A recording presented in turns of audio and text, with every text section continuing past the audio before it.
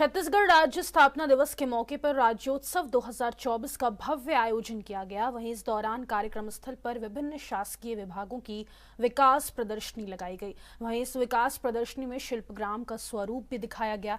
शिल्पग्राम में छत्तीसगढ़ की कला संस्कृति की झलक देखने को मिल रही है। देखिए हमारे ब्यूरो प्रमुख अखिलेश तिवारी की ये खास रिपोर्ट।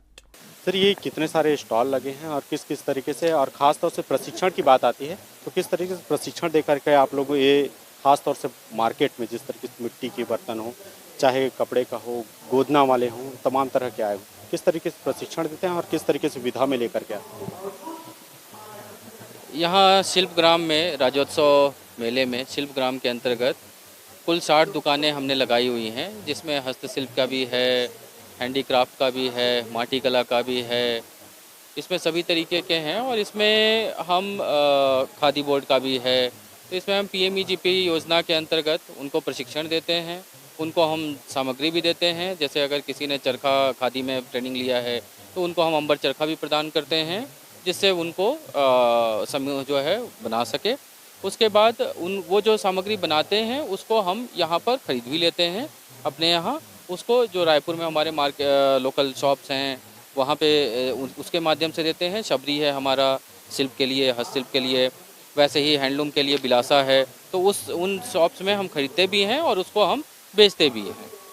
तो सर, ये ग्रामीण अंचल के जो लोग रहते हैं वो अब भी अछूता हैं कई अंचल में, क्योंकि प्रसार के माध्यम जो है नहीं पहुँच पाते हैं, इसलिए अछूता ही हो जाता है। उनको प्रशिक्षण देने के लिए किस तरीके से आप लोग सामने लेकर के आएंगे ताकि वो लोग भी बढ़ चढ़ करके हिस्सा ले सकें और अपनी आर्थिक स्थिति मजबूत करें? हम हर साल जितने हमें टारगेट दिए जाते हैं प्रशिक्षण के लिए, हर साल हम नए ग्रुप चूज़ करते हैं। जिस ग्रुप को एक बार प्रशिक्षण दे दिया गया है उस ग्रुप को हम दोबारा नहीं देते। तो हम हर बार नए जितने भी लोग नए ग्रामीण अंचल के जितने भी नए समूह जुड़ना चाहते हैं हम उनको जोड़ते हैं और उनको प्रशिक्षण देते हैं, उनको सामग्री देते हैं और उनसे फिर हम खरीदना शुरू करते हैं। छत्तीसगढ़ी संस्कृति का भी उल्लेख साड़ी में भी देखने को मिल रहा है। अभी मिट्टी के बर्तन में भी उल्लेख करते, वो बना रहे थे, कांसी का भी बना रहे थे, उसका भी उल्लेख कर रहे थे। तो ऐसे और कई विधाएं हैं जिसको लेकर के लोग मतलब मार्केट में नहीं आ पाए, उनकी भी खोज कर रही है आप लोगों का विभाग?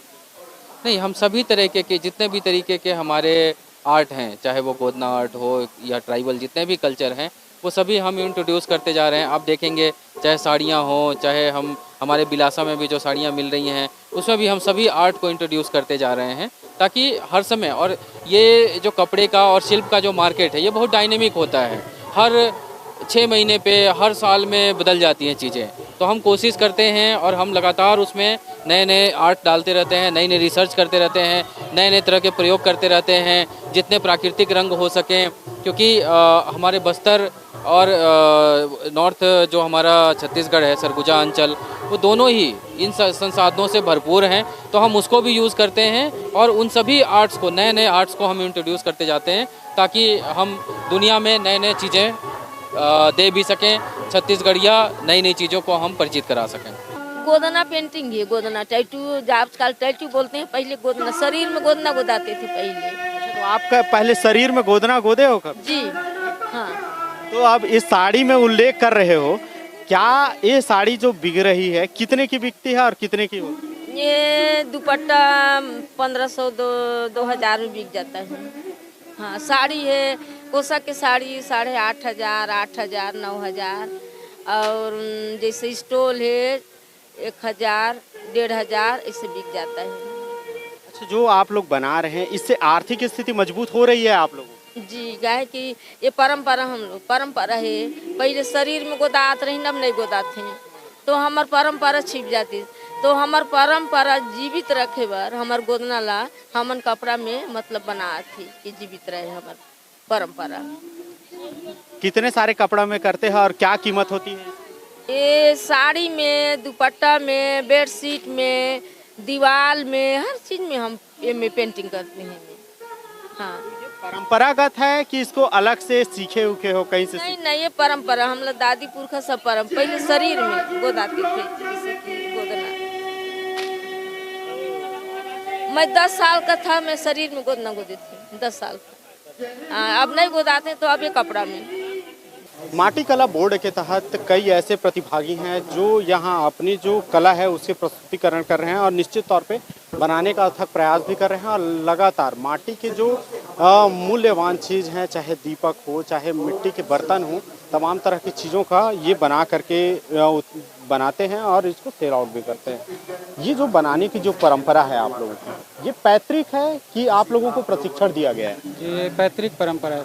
मेरे दादा लोग बनाते थे, मेरे पिताजी बनाते थे, मैं बनाता हूँ, सब उन्हीं लोग की देन है सर, जो मैं यहाँ तक ये सीखा हूँ सर। और इससे जो सरकार की जो प्रशिक्षण कला चलती है, प्रशिक्षण देते हैं, कई तरीके से मिट्टी के बर्तन बनाने के लिए सिखाते हैं और तरह तरह के माटी कला बोर्ड के द्वारा लगातार प्रशिक्षण भी लिए जाते हैं। कभी आप भागीदारी निभाए उसमें या कभी प्रशिक्षण लेने गए? जी, मैं माटी कला बोर्ड की तरफ से हूँ सर, वहीं का कर्मचारी हूँ जी। तो आप लोगों को प्रशिक्षण भी देते हैं? जी, प्रशिक्षण होता है सर। ये हमारे जो यूनिट है ना, माटी कला बोर्ड के यूनिट है प्रदेश में 5 जगह, वहाँ प्रशिक्षण देते हैं सर।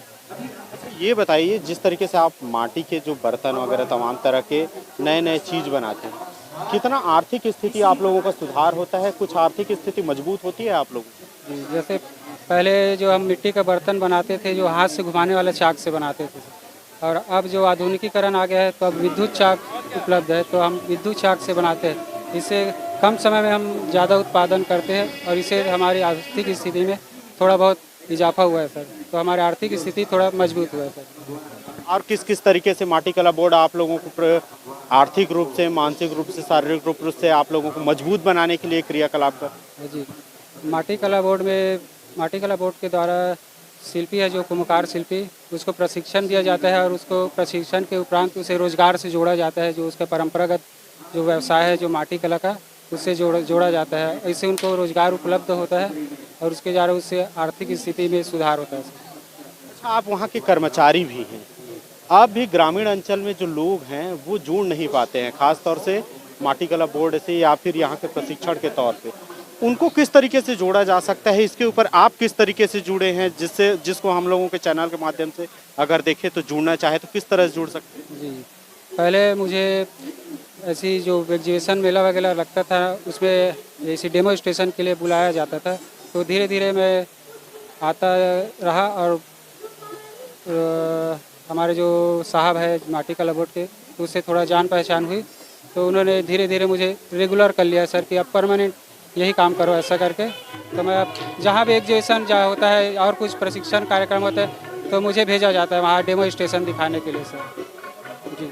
ये तो थे चक्रधारी जी, जो निश्चित तौर पे आप देख सकते हैं किस तरीके से माटी के जो शिल्प हैं और माटी के जो खास तौर से जो मटकी है, छोटा सा मटकी बनाने का जो प्रयास रहता है निश्चित तौर पे देखने को मिल रहा है। और लगातार जिस तरीके से जो माटी कला बोर्ड है अलग अलग विधा को लेकर के और अलग अलग तरीके से जो बनाने की जो क्रियाकलाप है, निश्चित तौर पे लोगों को सराहनीय तौर पे और आम जन को, खास तौर से जो ग्रामीण अंचल से आते हैं, उनको किस तरीके से माटी कला बोर्ड की ओर जोड़ा जा सकता है, इसके ऊपर खासा प्रभावित कर रहे हैं और फोकस किया जा रहा है। कैमरा पर्सन दीपेश के साथ अखिलेश तिवारी, ANB न्यूज़, रायपुर, छत्तीसगढ़।